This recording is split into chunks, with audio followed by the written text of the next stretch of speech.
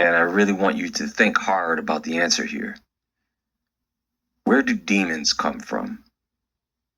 It's not a trick question. Where do demons come from? Evil spirits. Where do they come from? If you know the book of Genesis, if you know the book of Enoch, you know the answer. Evil spirits weren't created by God, right? They didn't just fall from the sky, right? Where did they come from? The book of Enoch tells us that during the days of Jared, a group of angels, the Watchers, 200 of them, descended to the summit of Mount Hermon, and they took for themselves wives. Pay close attention, because this is going to be a bit eye-opening for you if you haven't thought about it before. Those 200 Watchers took for themselves wives, and they begot children who were mighty men of old, men of renown, the Nephilim. So when the Nephilim died, or when they were killed, because they were hybrids, because they did not belong to heaven or earth, they became disembodied spirits that would be known as evil or wicked spirits or demons. So evil spirits are the children of fallen angels, right? Who else's children are they? That's right. Human women. Folks, demons come from us. Human women gave birth to them. Human women gave birth to the Nephilim. The fallen angels didn't give birth to the Nephilim. They impregnated human women, and human women gave birth to the Nephilim. This is one of the reasons why evil spirits live next to and inside humans. Because they were once human. Well, part human. Anyway, that's not really what I want to talk about today, but think of it as a segue into the main topic here. So, how many of you watched the space launch last week? You know, the rocket ship launch to the moon and back.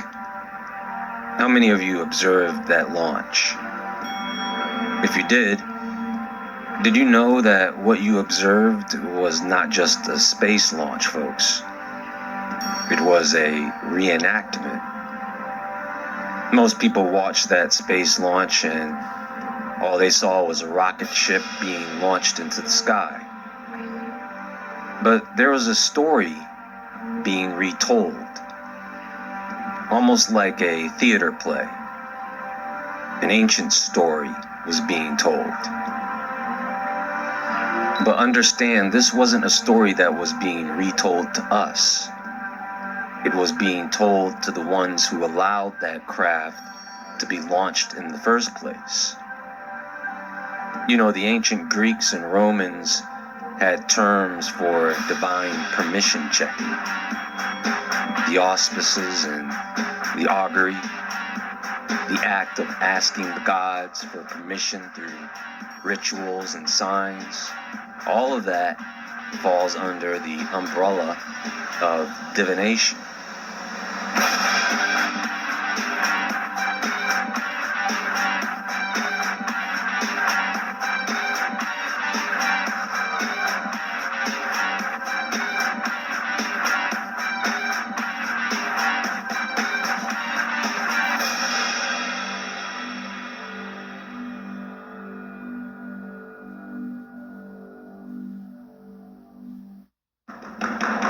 So, before we talk about this recent space launch, I want to tell you a story.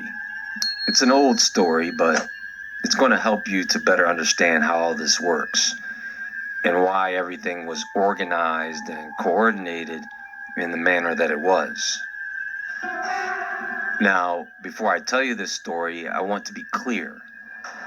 This is just one version of several versions of mythology, okay? It is symbolic and metaphorical at best. It's not something you should think about as something based on true events. It's just mythology, primarily a way to memorialize ancient gods, right? So, in Greek mythology, Artemis is the divine protector of wild places, animals, and the purity of the hunt. She is portrayed as a skilled archer who roams forests with her silver bow, moving freely through nature and rejecting marriage or romantic attachment in favor of independence. Sounds familiar in 2026, right? Anyway, her twin brother, Apollo, represents the opposite force: order, foresight, calculated intelligence. Now, even though they are twins, Artemis belongs to the night, the moon. Remember that. And instinct. While Apollo rules the sun, of course, prophecy, and rational control. Then we have Imagine being able to build anything just by thinking about it. Meet Base 44, a complete AI creation platform made for anyone with an idea and a drive to bring it to life. have Orion, who is immortal, or in some traditions, semi-divine. He is a hunter of extraordinary size, strength, and skill, so great that he could track and kill any beast the earth produced. Sounds like a giant, right? Well, because of his unmatched talent, Orion eventually becomes associated with Artemis, and in some versions of the myth, he hunts alongside her as a companion in the wilderness, sharing in her domain of forests and beasts. Now, as Orion spends more time in Artemis's company, he becomes either a trusted hunting partner or, in some later retellings, someone whose presence Apollo begins to distrust.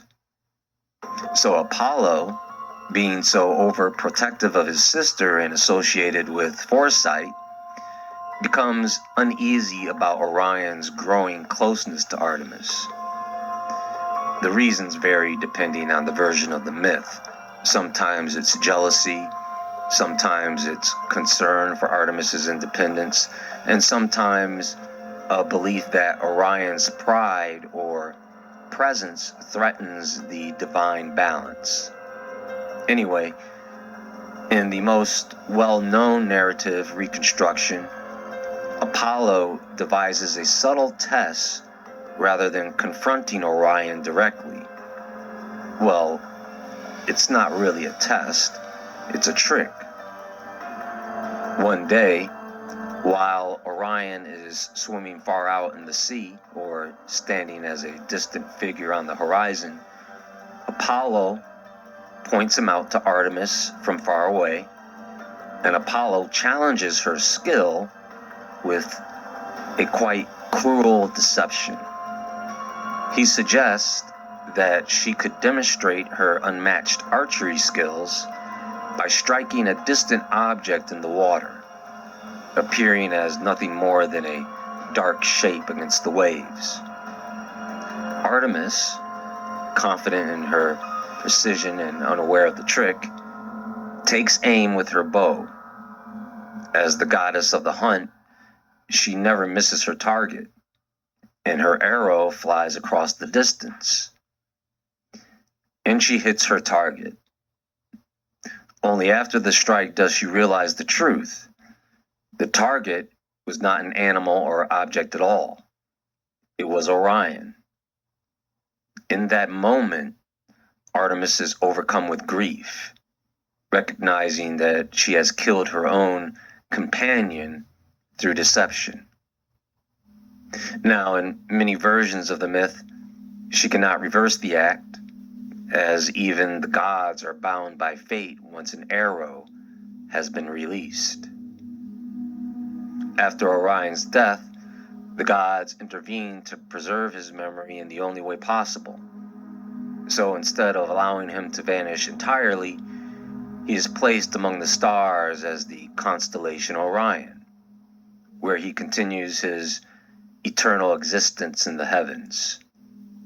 In this form, Orion becomes a permanent figure in the night sky, forever visible as a great hunter pursued across the stars. So folks, here's an article published by The Guardian. Not the best place to get articles from, but we'll just use this as an example. It's pretty long, so I'll summarize it for you. NASA's Artemis II mission, not spacecraft, but mission, launched on Wednesday, April Fool's Day, the day of trickery, at 6:35 p.m., 11:35 p.m. BST, from the Kennedy Space Center, marking the United States' first crewed mission toward the moon in more than 54 years, since Apollo 17 in 1972.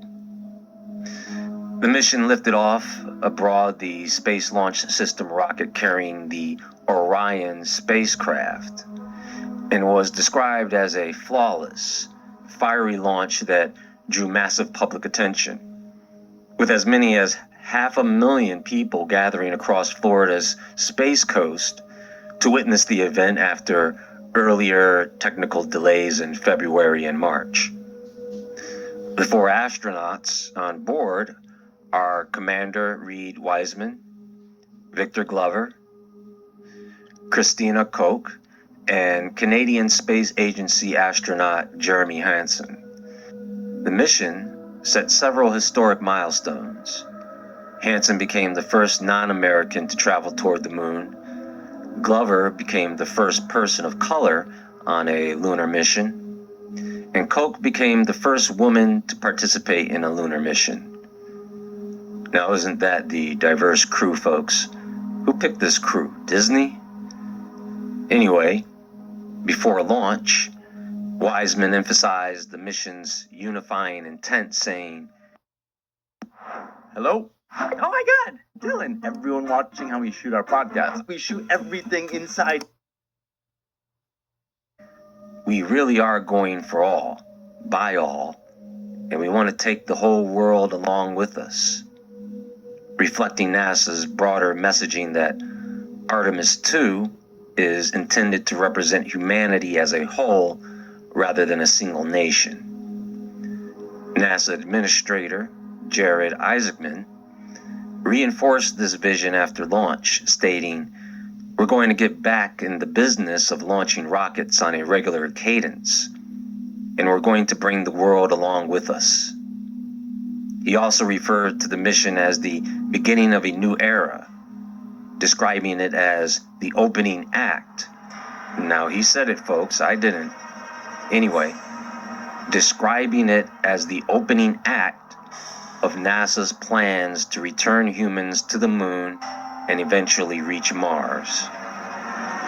The mission itself is a 10-day lunar flyby, meaning the crew will not land on the moon, but instead travel farther into deep space than any humans have in decades, reaching roughly 253,000 miles from the Earth and passing within about 6,000 miles of the lunar surface on Flight Day 6, while testing Orion's systems for future missions. Now, I want to show you something else, folks. Let's take a closer look at the giant arrow they shot into the sky, the Orion craft. So you know they gotta throw the crescent moon, Artemis goddess symbol on there, right? What about on the crew patches? Look at that.